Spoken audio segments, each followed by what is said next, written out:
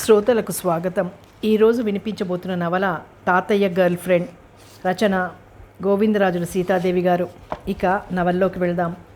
రైలు దిగిన రంగయ్య గారు బాంబే మహాపట్నంలో కాలు పెట్టారు.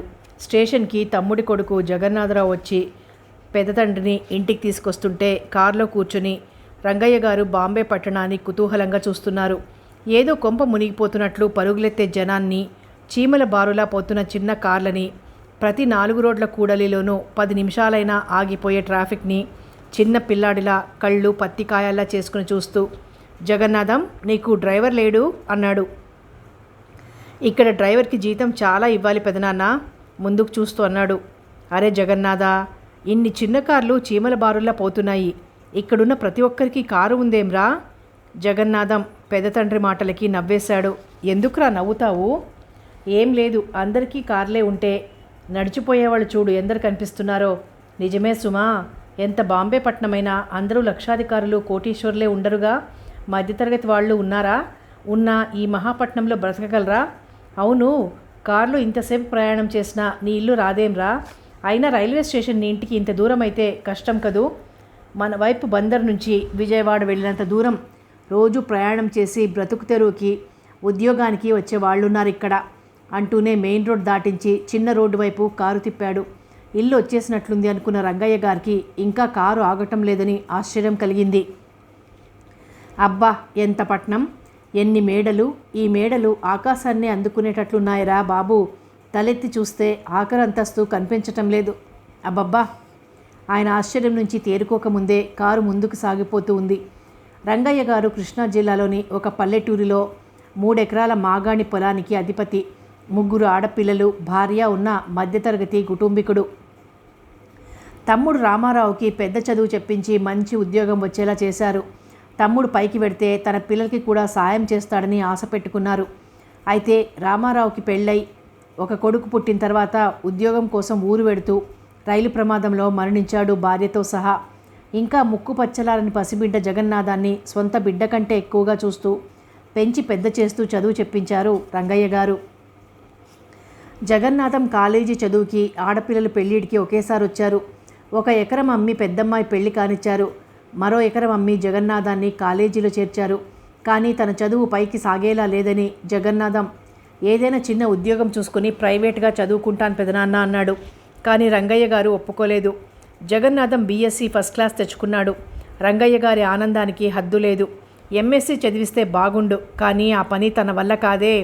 సరిగ్గా ఈ టైంలోనే రంగయ్య గారి చిన్నప్పటి స్నేహితుడు జగన్నాథానికి ఎంఎస్సీ చెప్పించి ఏకైక పుత్రికనిచ్చి పెళ్లి చేస్తాను, నా ₹1,00,000 ఆస్తిని ఇస్తాను, ఇల్లరికం పంపు అని అడిగాడు.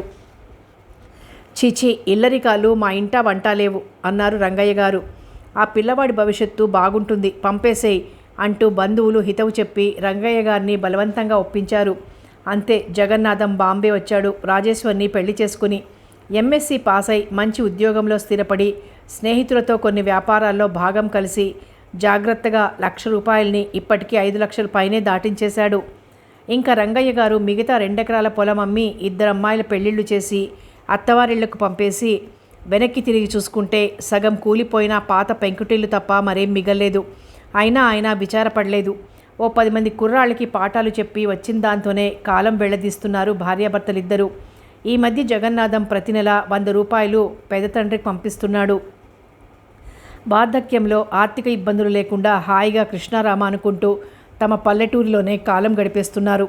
అయితే ఈ మధ్య జగన్నాథం పెద్దండ్రిని ఓ మారు బాంబే రమ్మని ఉత్తరాల మీద ఉత్తరాలు ఉరికించేస్తూ ఉండడం వల్ల బయలుదేరక తప్పలేదు. అసలు రంగయ్య గారు తన ఊరు తప్పించి పెద్ద పట్టణాలు ఎప్పుడు చూసేరగడు. ఒక్కసారి ఏదో పని మీద హైదరాబాద్ వెళ్ళవలసి వచ్చింది. ఇంకా అక్కడి నుండి వచ్చిన తర్వాత ఊళ్ళో వాళ్ళందరికీ ఆ పట్నంలోని వింతలు, విడ్డూరాలు కథలు కథలుగా అడగని వారికి అడిగిన వారికి చెప్తూనే ఉన్నాడు. జగన్నాథం 2-3 ఏళ్లకోసారి వచ్చి రంగయ్య గారిని చూసి వెళ్ళిపోతుంటాడు. కానీ రంగయ్య గారు ఇక్కడికి రావటం ఇదే మొదటిసారి. జగన్నాథంకి పిల్లలు 3, 2 అబ్బాయిలు, 1 అమ్మాయి. వీళ్ళని చాలా చిన్నప్పుడు చూశారు, కానీ ఇప్పటికీ చాలా పెద్దవాళ్ళు అయి ఉంటారు. వీళ్ళకి స్కూళ్ళకి సెలవులు లేవని, సెలవుల్లో ఏవో ఊళ్ళు చూడ్డానికి వెళ్ళారని ఇలా ఉత్తరాలు రాసేవాడు జగన్నాథం. పిల్లల్ని చూడాలని ఉంది, తీసుకురా, లేకుంటే వాళ్ళ 3 పంపు అని రంగయ్య గారు రాస్తే జవాబది. సరే ఇక పిల్లలైనా చూడొచ్చు, అలాగే బాంబే పట్టణాన్ని చూడొచ్చు అని ఎలాగైతేనే బయలుదేరారు.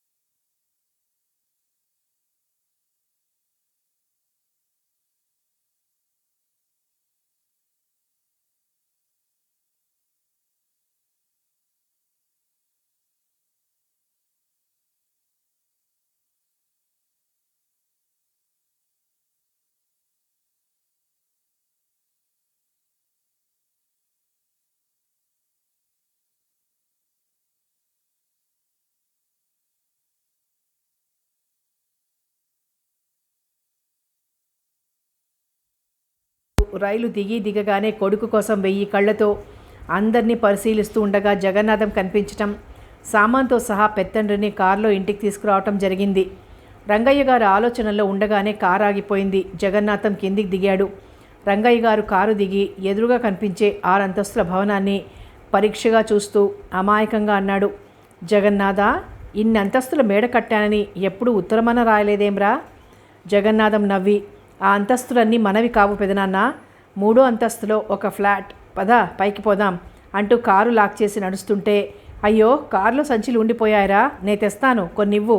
వద్దు, నౌకర్ కుర్రాడు తెస్తాడు, రండి నా వెంట అంటూ లిఫ్ట్ ఎక్కించి పైకి తీసుకువెళ్ళి కారిడార్లో ఉన్న చోట్ల నుంచి కాస్త దూరం నడిచి ఓ తలుపు దగ్గర ఆగి కాలింగ్ బెల్ నొక్కాడు.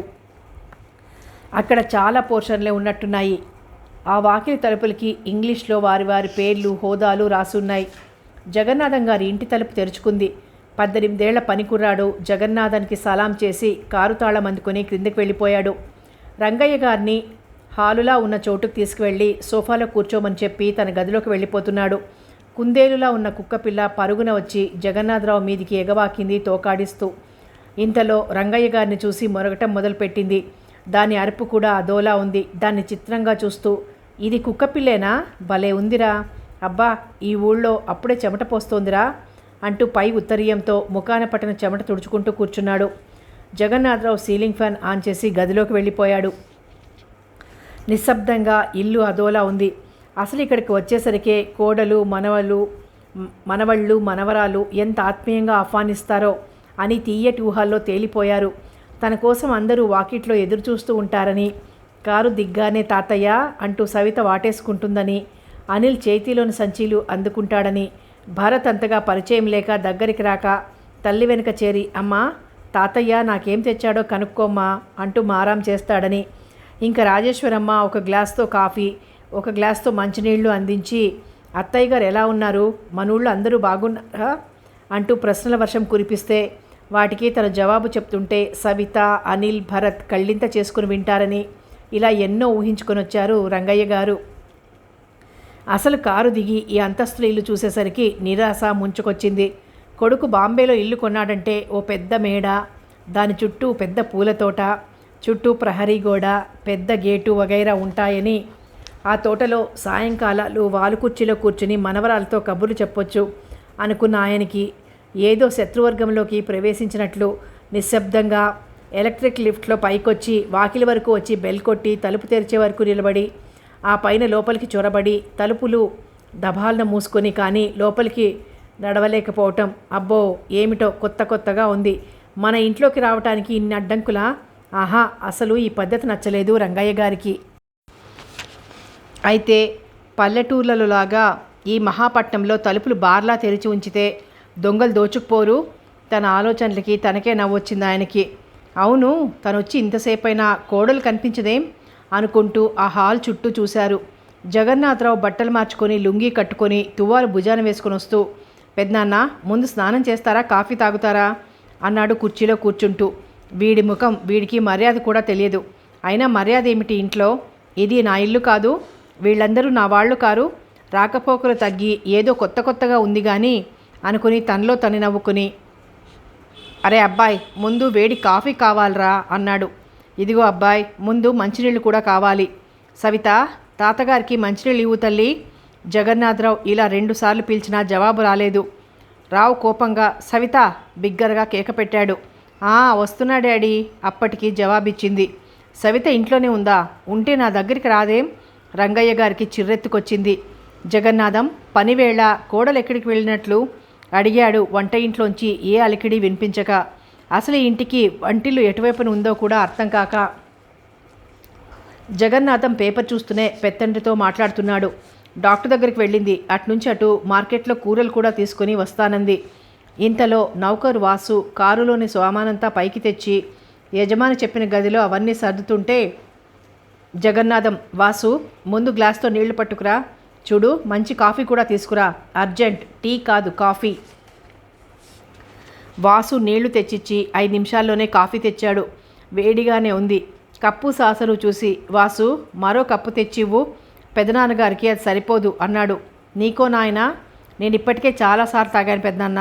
వాసు కాఫీ బాగా చేశాడా? పర్లేదు, కాఫీ తాగేస్తూ అన్నాడు. మీరు స్నానం కూడా చేయండి, వాసు బాత్రూమ్ చూపిస్తాడంటూ మళ్ళీ వెళ్ళిపోయాడు. వాసు ఖాళీ కప్పులు తీసుకువెళ్ళి లోపల ఏదో పనిచేస్తున్నాడు.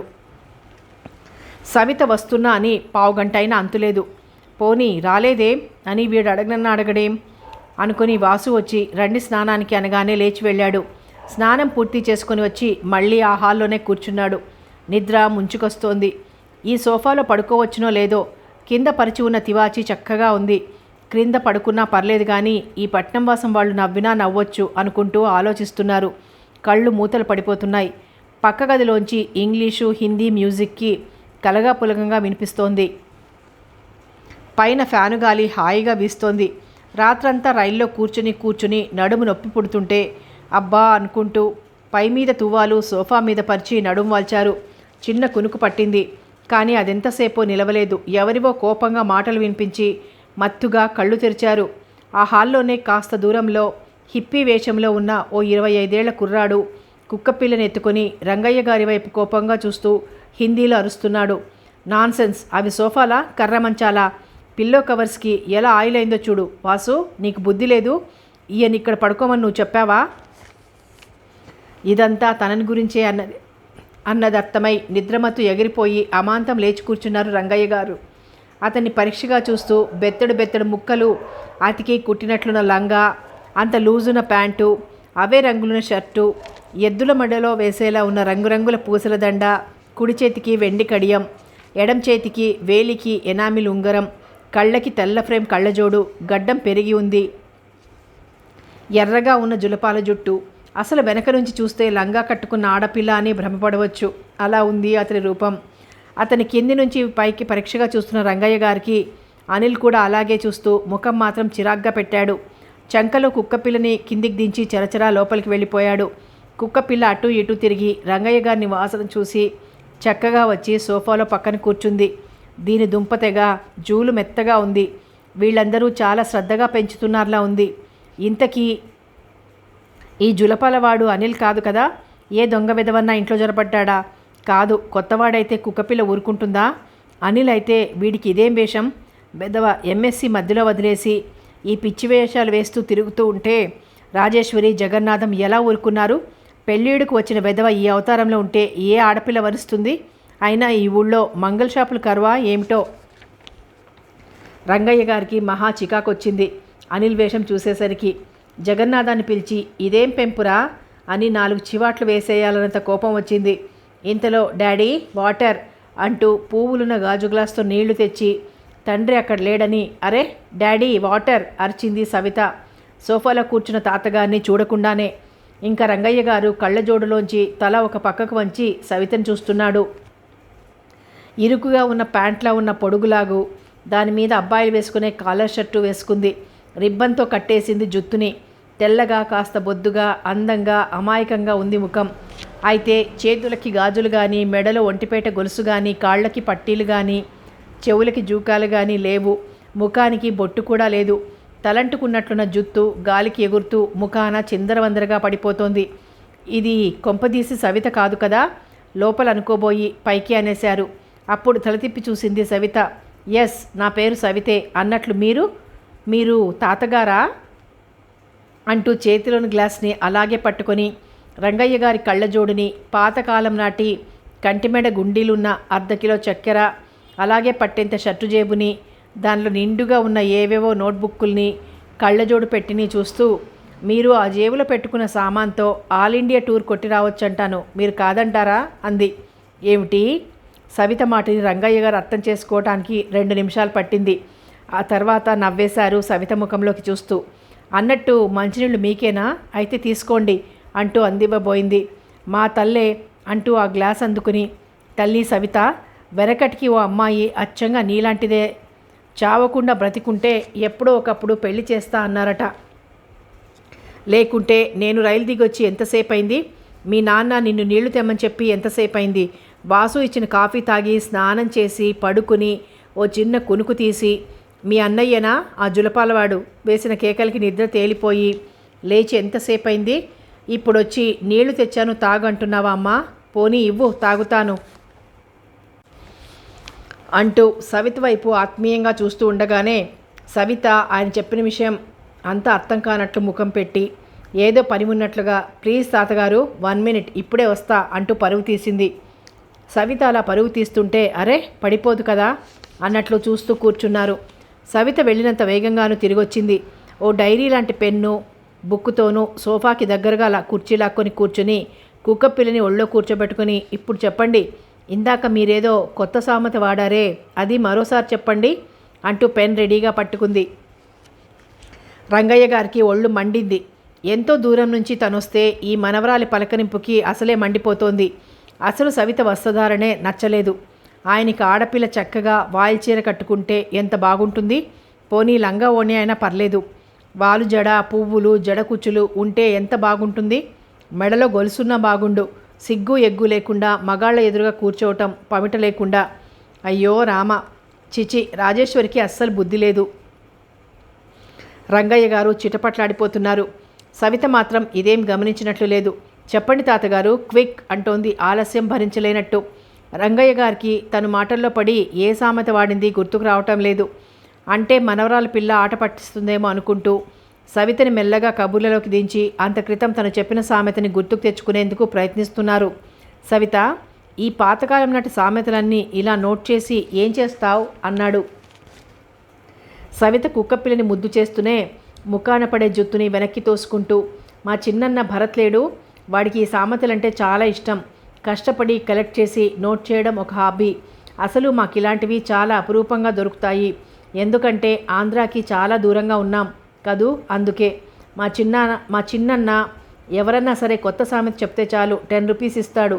తాతగారు, మీరు తిరిగి వెళ్ళిపోయే లోపల నేను 100 రూపీస్ అన్నా సంపాదించాలి అని ఇప్పుడే ప్లాన్ వేశాను. అలాగా, అయితే చాలానే చెప్తాను, కానీ మీ చిన్నన్నకి అంత డబ్బు నీకు ఇచ్చేందుకు ఎలా వస్తుంది? నీకు 10 రూపీస్ ఇవ్వటానికి ప్రతిసారి 10 రూపీస్ అన్నమాట అచ్చంగా సవితలానే ఒత్తి పలికారు రంగయ్య గారు. అది గుర్తించి ఓసారి ఆయన ముఖంలోకి వింతగా చూసి ఏం పట్టించుకోకుండా, డాడీ పెద్దన్నకి చిన్నన్నకి నాకు పాకెట్ మనీ ప్రతి మంతు ఇస్తారు. అలాగా, అయితే మరి ఇంకా చాలా డబ్బు సంపాదించడం ఎందుకు? పెద్దన్న ఫాదర్ ఇచ్చిన డబ్బు ఒక్క రోజులో ఖర్చు చేస్తాడు, ఇంకా మమ్మీని డబ్బు కావాలి అని వేధిస్తాడు. చిన్నన్నేమో కంజూస్, పాకెట్ మనీలో 1 రూపీ కూడా ఖర్చు చేయడు. మరి నువ్వు? నేనా? పెద్దన్నలా చెయ్యను, కానీ అప్పుడప్పుడు దోస్తుల్ని పిక్చర్లకి, హోటల్కి ఇలా తీసుకువెళ్ళాల్సి వస్తుంది. ఒక్కసారి కూడా సరిపోదు. డాడీ అస్సలు ఎక్కువగా ఇవ్వరు. మరెలా నీకు మంతంతా? చిన్నన్న దగ్గర అప్పు చేస్తుంటాను, ఇప్పటికే చాలానే బాకీ పడ్డాను. అన్నట్లు తాతగారు, మీకు తెలిసిన సామెతలన్నీ నా ఒక్కదానికే చెప్పండి, అన్నయ్యలకి అస్సలు చెప్పొద్దు. చూడండి, మీరు ఈ నోట్బుక్లో నోట్ చేయనివే చెప్పాలి. అంటే కొత్తవన్నమాట. మీరు చెప్తే నేను ఈ నెల బాకీ అంతా తీర్చేస్తాను. సవిత కుక్కని కుర్చీలో కూర్చోబెట్టి తను నిల్చొని మాట్లాడుతూ ఉంది. రంగయ్య గారు ఆ ఇంటి వాతావరణాన్ని అర్థం చేసుకునేందుకు ప్రయత్నిస్తున్నారు. ఈ సామెతల కబుర్లు వీళ్ళని అవసరానికి ఉపయోగించుకుంటూ ఒక్కోటి చెప్పాలి, లేకుంటే వీళ్ళు మళ్ళీ పలకరించకపోవచ్చు అనుకుంటూ తనలో తనే నవ్వుకుంటూ తను చెప్పిన సామెతని గుర్తు తెచ్చుకునేందుకు ప్రయత్నిస్తున్నారు. అది చస్తే గుర్తుకు రావటం లేదు. చెప్పండి తాతగారు, సవిత త్వరపెట్టడం మొదలుపెట్టింది. సవిత నోట్బుక్లోకి తొంగి చూస్తూ, అవును, తెలుగు సామెతల్ని ఇంగ్లీష్లో నోట్ చేసుకున్నావేం అన్నారు. తెలుగు రాయటం రాదుగా. ఓరి దేవుడా, మరి నీ మొగుడికి ఉత్తరాలు రాయాలంటే ఎలా? ఇంగ్లీష్లో రాస్తాను. నిజమే, సరే కానీ ఇంగ్లీష్లో రాసిన సామెతల కోసం 10 రూపీస్ ఖర్చు చేయడం వేస్ట్ కదూ. కాదు, ఇవన్నీ ఒక బుక్లా ప్రింట్ చేయిస్తే ఈ బాంబేలో హాట్ కేక్స్లా అమ్ముడుపోతాయి. ఆహా, ఈ ప్లాన్ అంతా నీదేనా? ఆశ్చర్యంగా అన్నారు. కాదు, పెద్ద బ్రదర్ది. ఇందాకటి జులపాల జుట్టువాడేనా? బెదవని మా ఊరు తీసుకువెళ్ళి మా దాసుగాడి చేత సమ్మర్ క్రాప్ చేయించి పంపిస్తాను. తెలుగు సామెతల్ని ఇంగ్లీష్లో అచ్చువేయించి అమ్ముతాడు. సామెతలంటే ఏమిటని వీడి ఉద్దేశం?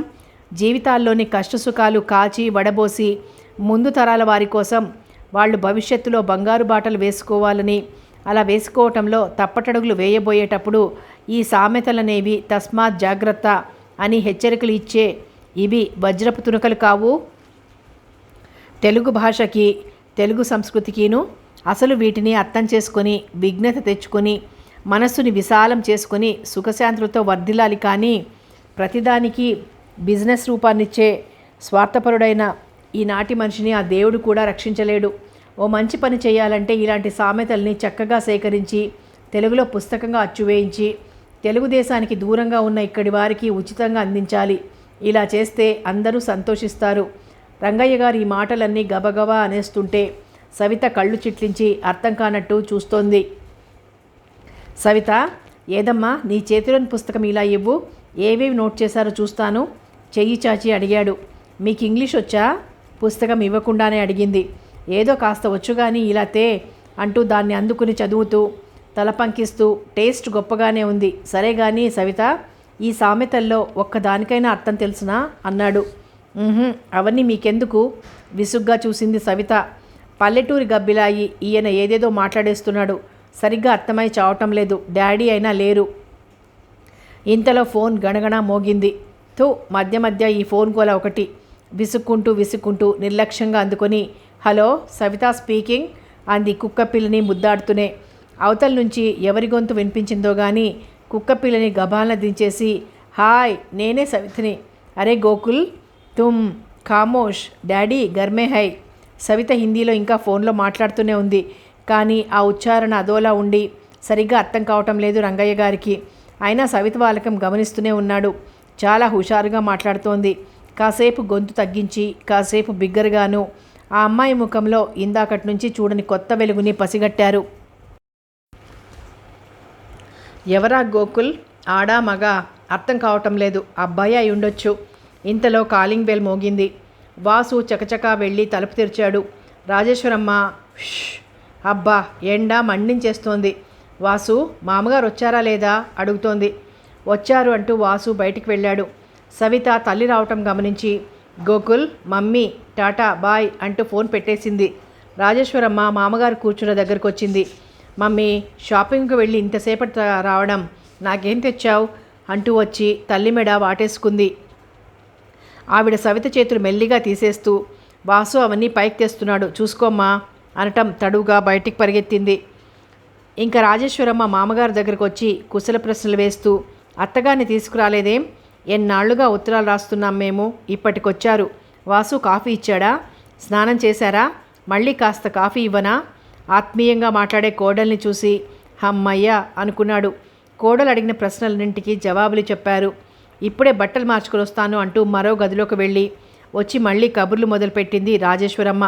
రాజేశ్వరి మాత్రం మారినట్లు లేదు ఇంట్లో అనుకున్నారు రంగయ్య గారు. రాత్రంతా ప్రయాణం చేసి వచ్చారు. నిద్ర ఉండి ఉండదు. భోజనం చేసేయండి, వడ్డించేస్తాను. వాసు, డైనింగ్ టేబుల్ మీద అన్నీ పెట్టు అంది. వాసు సవిత ఏవేవో ప్యాకెట్లు తెచ్చి లోపల పెట్టేశారు. సవిత, అందరినీ పిలమ్మా అంటూ వడ్డించేస్తోంది రాజేశ్వరి. జగన్నాథం, ఇందాకటి జులపాలబ్బాయి వచ్చి కుర్చీలో కూర్చున్నారు. రంగయ్య గారు షర్టు విప్పి తువ్వాలు భుజం నిండా కప్పుకొని వచ్చారు. రెండోవాడు భరత్ భూషణ్ ఇంటికొచ్చేశాడు. భరత్, తాతగారు అన్నాడు జగన్నాథం. నమస్కారం చేశాడు భరత్. భరత్కి 22 దాటి ఉండొచ్చు. టెరికాట్ ప్యాంటు, స్లాక్ షర్టు వేసుకొని, ఎడం చేతికి నల్ల బెల్టు, రిస్ట్ వాచ్ పెట్టుకుని చాలా సింపుల్గా ఉన్నాడు. తెల్లటి తెలుపు రంగు, విశాలమైన నుదురు, కళ్ళు పెద్దవి. అతన్ని చూడగానే ఇంకోసారి చూడాలనిపిస్తుంది ప్రతివారికి. వీడికి జులపాలు లేవే అనుకున్నారు. భరత్, త్వరగా బట్టలు మార్చుకురా నాయనా. తల్లి అలా అనేసరికి భరత్ వచ్చేస్తున్నానమ్మా అంటూ వెళ్ళాడు. పైజామా లాల్చి వేసుకుని చేతులు కడుక్కుని వచ్చి కూర్చున్నాడు అన్నగారి పక్కన. వీడేం చేస్తున్నాడు? కొడుకుని అడిగారు రంగయ్య గారు. ఎంఏ పాస్ అయ్యాడు, ఉద్యోగం చేస్తానంటాడు. నేనే వద్దంటున్నాను. ఏదైనా అవకాశం చూసి ఫారిన్ పంపాలనుకుంటున్నాను. కానీ వాడికి ఇష్టం లేదు. ఆంధ్రాకి వెళ్ళి అక్కడ వ్యవసాయం కానీ ఏదైనా బిజినెస్ కానీ చేయాలని ఉందని అంటున్నాడు. మేమిక్కడ వాడక్కడ అయితే ఎలా అని ఆలోచిస్తున్నాను. మరి పెద్దవాడు? వాడినే అడగండి. జగన్నాథం భోజనం చేస్తూ అన్నాడు. అనిల్ మాట్లాడలేదు. అనిల్కి ఫారిన్ వెళ్ళాలనే ఉంది, కానీ మాకే పంపాలని లేదు. రాజేశ్వరమ్మ కలగజేసుకుంటూ అంది. ఎందుకని? బ్రదర్ ఫారిన్ పెడితే తిరిగి ఇండియా రానంటాడేమో అని మమ్మీకి భయం. సవిత చపాతీ తింటూ చెప్పింది. ఎందుకట? ఆశ్చర్యంగా అడిగారు రంగయ్య గారు. నిక్షేపం లాంటి చదువు మధ్యలో ఆపి ఇక్కడ బలాదూరుగా తిరుగుతున్నాడుగా. చాలు, కోపంగా అన్నాడు జగన్నాథం. అనిల్ ముఖం అప్పటికే జేవురించిపోయిందని గ్రహించిన రాజేశ్వరమ్మ విషయం మార్చేస్తూ ఇంకేవో కబుర్లు చెప్తోంది. రంగయ్య గారికి జగన్నాథం తనకు రాసిన ఉత్తరాల్లోని విషయాలు గుర్తుకొస్తున్నాయి. ఒక ఉత్తరంలో ఇలా రాశాడు. పెదనాన్న నమస్కారం. పెద్దమ్మ బాగుందా? ఈ పిల్లల్ని మీ దగ్గరికి పంపమని రాశారు. కానీ వాళ్ళు మిమ్మల్ని ఎరగనే ఎరుగరు. ఒకసారి మీరొచ్చి కొన్నాళ్ళు ఉండి తీసుకువెళ్ళండి. అనిల్కి చదువు వంటబట్టడం లేదు.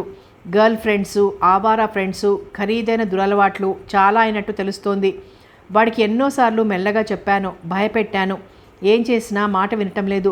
వీడిని ఏం చేయాలో తెలియటం లేదు. ఈ మధ్య మేరీ అనే అమ్మాయితో స్నేహితం ఎక్కువైంది. ఆ పిల్ల ఆస్తి మీద కన్ను వేసింది. ఈ బెడద ఎలా తప్పించేయాలో అర్థం కావటం లేదు. చాలా వర్రీగా ఉంది అంటూ రాశాడు. దానికి రంగయ్య గారు ఇచ్చిన జవాబు గుర్తుకొస్తోంది. ఓ రంబలాంటి పిల్లని చూసి ముడివేసేయి, పెళ్ళైపోతే అలాంటి పైత్యాలు దిగిపోతాయి అని రాశారు. అలా చెయ్యాలనే ఉంది, కానీ వీడు మన మాట విని పెళ్లాడేలా లేడు. ఏమైనా మేరీనే చేసుకుంటాను అంటున్నాడు. ఇది చదివి తలగొక్కున్నాడు. సరే ఓసారి వెళ్ళొద్దాం అనుకునే బయలుదేరొచ్చారు. 3 పిల్లల్ని చూస్తున్నారు. వాళ్ళ మనస్తత్వాలని అర్థం చేసుకునే ప్రయత్నం చేస్తున్నారు. రాజేశ్వరమ్మ పల్లెటూరు కబుర్లు అడుగుతోంది. మామగారు, మీరింకా పెరట్లో కూరగాయలు పండిస్తూనే ఉన్నారా? ఇది వరకంత ఓపిక లేదు, కానీ పనిచేయటం అలవాటైన చెయ్యి ఊరుకోదమ్మా, మజ్జిగ కలుపుకుంటూ అన్నారు. నేను భరత్పురికి అక్కడికి వచ్చినప్పుడు అబ్బా మన పెరట్లో ఎంత పొడుగు పొట్లకాయలు కాసేవని వాటితో అత్తయ్య గారు కమ్మటి కూర వండి పెట్టేవారు. పెరుగు చట్నీ చేసేవారు. ఎంత రుచిగా ఉండేవో. అలాంటివి ఇక్కడ ఎంత డబ్బు పెట్టినా దొరకవు. అసలు దంపుడు బియ్యం, అన్నం, ఆ గాలి, నీళ్లు, కూరగాయల రుచి అమోఘం. గోంగూర, పండు మిరపకాయలు కలిపి నిలవ పచ్చడి పెట్టుకుంటే తినటానికి ఎంత రుచిగా ఉంటుందని జరిగిపోయిన కాలాన్ని గుర్తు తెచ్చుకుంటూ అంది ఆవిడ. రాజేశ్వరి, నేను తెచ్చిన వాటిల్లో పులిహోర, గోంగూర పచ్చడి కూడా పెట్టాను అని చెప్పింది మీ అత్తగారు. అవన్నీ తీసి సర్దుకున్నావా? భరత్ వాళ్ళ సంభాషణ ఆసక్తిగా వింటున్నాడు.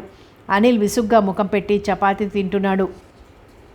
రాజేశ్వరి, ముందు పెదనాన్న తెచ్చిన ఆ మూటలు విప్పి పులిహోర, గోంగూర తీసుకురా. జగన్నాథం భోజనం చేయడం ఆపి కూర్చున్నాడు. మమ్మీ నాకు కూడా, సవిత అడిగింది కుర్చీలో వెనక్కి వాలి కూర్చుంటూ. కారం, చచ్చిపోతావు. అనిల్ సణిగాడు. చూద్దాం. రాజేశ్వరమ్మ తెచ్చి వేసింది.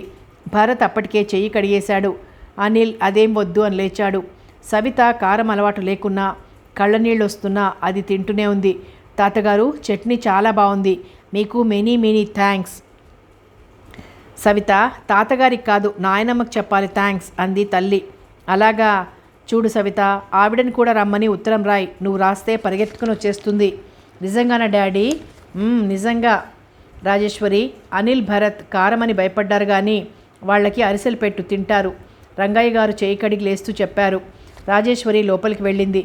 అనిల్, నీకోసం మీ నాయనమ్మ అచ్చంగా నేతిలో నువ్వులు అద్దిన అరిసెలు చేసి ఇచ్చింది. చిన్నప్పుడు అవి నీకు బాగా ఇష్టమట కదా? రంగయ్య గారు తనంత తనుగా అనిల్ని పలకరించారు. అనిల్ జవాబు చెప్పలేదు.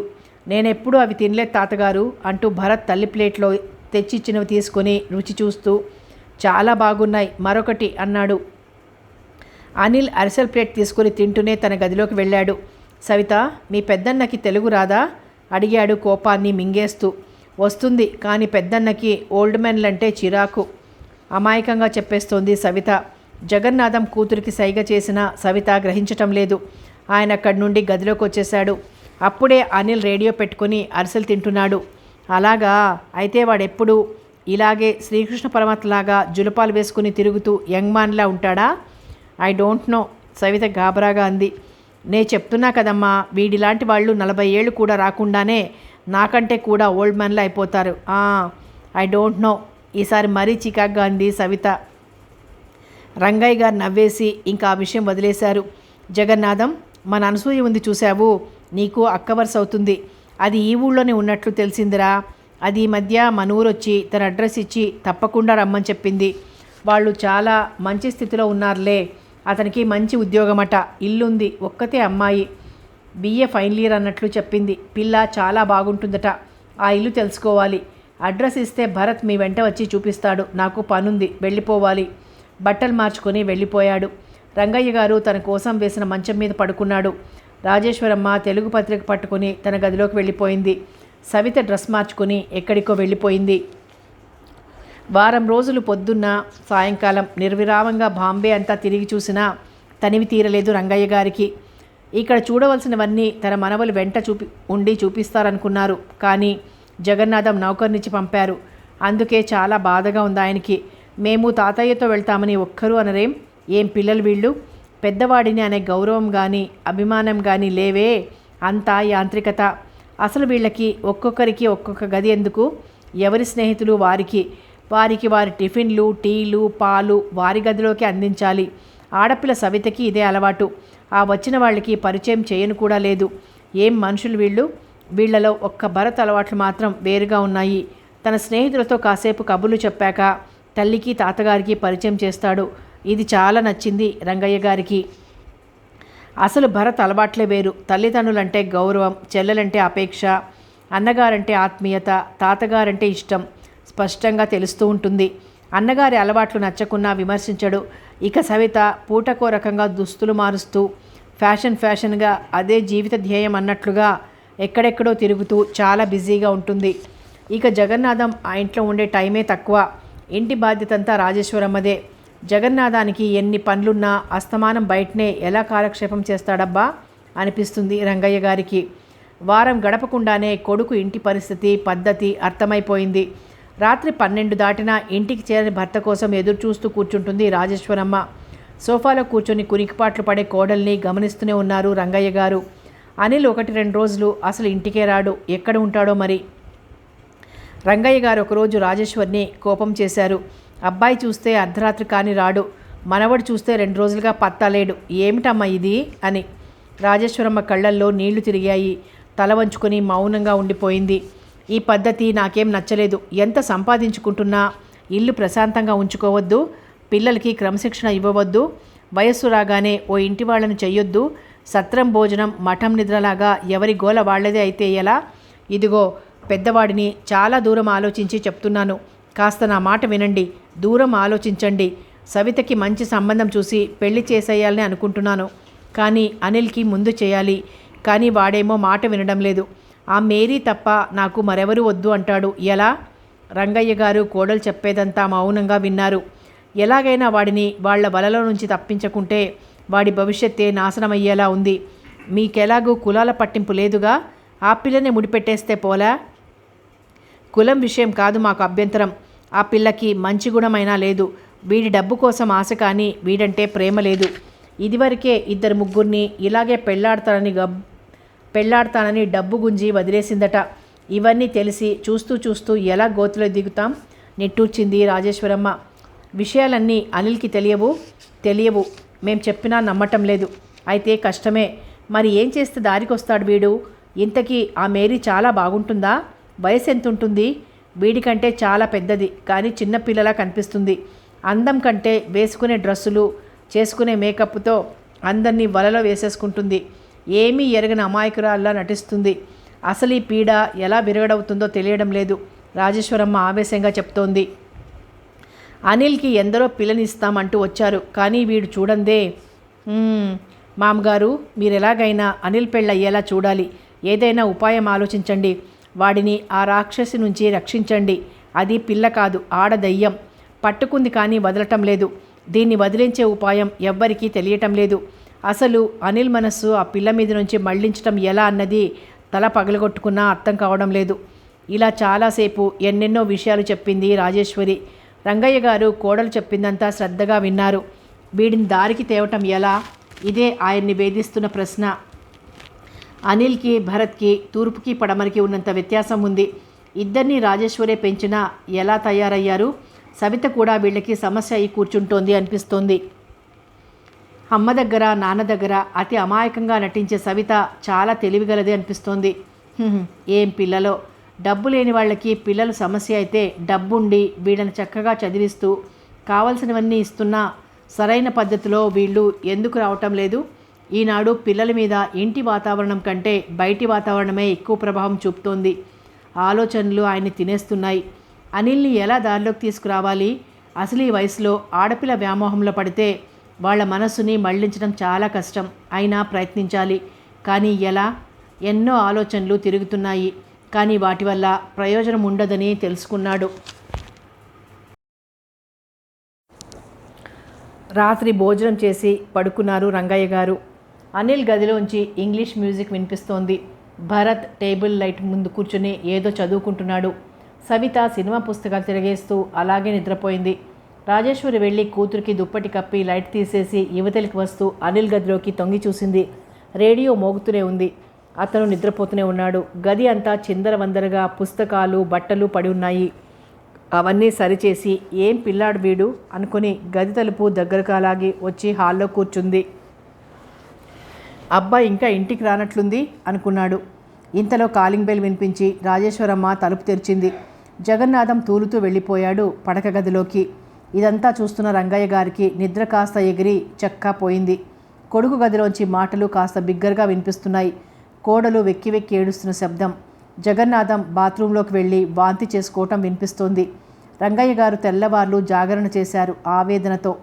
మనిషి నైతిక విలువలకి ప్రాధాన్యత ఇవ్వటం మానేసినప్పటి నుంచి అశాంతి అసంతృప్తి ఎక్కువైంది. వీళ్ళు ఇంత డబ్బు సంపాదించుకుంటున్నా శాంతి ఉన్నట్లు లేదు. అసలైన శాంతి డబ్బుతో దొరుకుతుంది అనుకుంటున్నారు ఈ కాలం వాళ్ళు. ఈనాటి సమాజం మనిషిని స్వేచ్ఛాజీవిని చేస్తోందా, లేక మనిషే స్థిరమైన అభిప్రాయాలు ఆలోచనలు అలవాట్లు లేక కీలుబొమ్మగా మారిపోతున్నాడా? అసలు ఈ పతనం ఎక్కడి నుంచి ప్రారంభమైంది?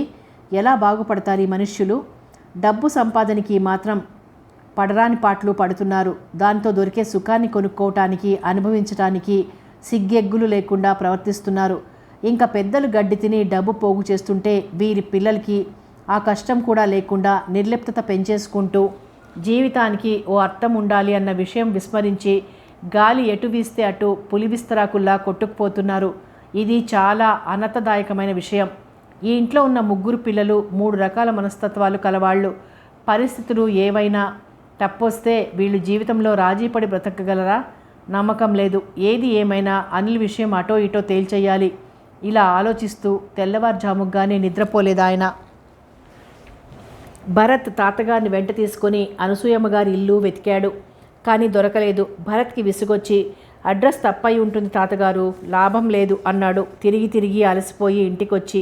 అయితే రంగయ్య గారు మాత్రం వదల్లేదు. అడ్రస్ పట్టుకుని తనే వెతకటం మొదలుపెట్టారు.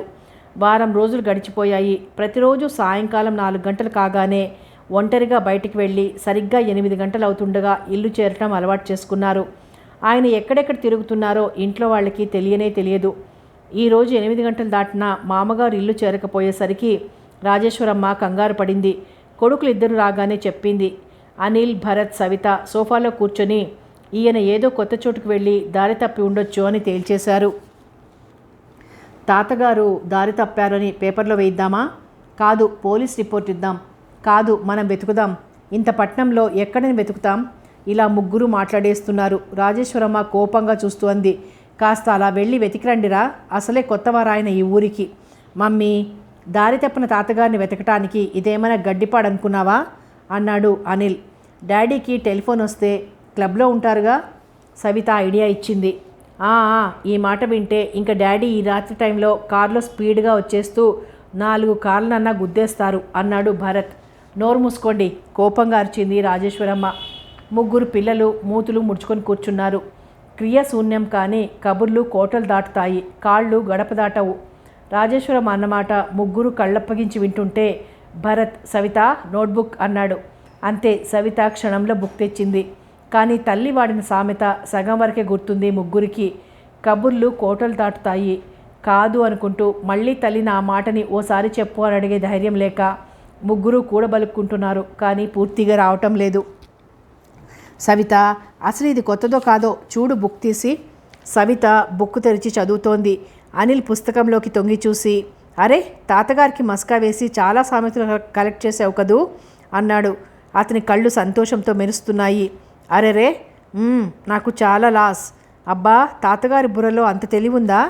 అనిల్ ఆశ్చర్యంగా అడిగాడు. అబ్బో, చాలా తెలివుంది. ఇంగ్లీష్ చాలా బాగా మాట్లాడతారు. అరే, హిందీ కూడా వచ్చు. నిజం? సవిత కళ్ళు పెద్దవి చేసుకుని చూస్తూ అడిగింది. తాతగారికి హిందీ రాదులే అనుకుని అప్పుడప్పుడు ఫోన్లో గోకుల్తో ఫ్రీగా మాట్లాడేయటం గుర్తుకొచ్చి, నిజంగా వచ్చు. కానీ అనిల్ తాతగారితో నువ్వు మాట్లాడవేరా? భరత్ అడిగాడు. నాకు ఇష్టం లేదు అంతే. అది సరే, కానీ ఈ ముసలాయన ఇల్లు చేరుకుంటే డాడీ వచ్చి గొడవ చేస్తారేమో. మమ్మీ అసలు అన్నం కూడా పెడుతుందో లేదో. అసలే ఆకలిగా ఉంది, సవిత ఆవులిస్తూ అంది. ఇంతలో కింది నుంచి కొత్త కారు హారన్ వినిపించింది.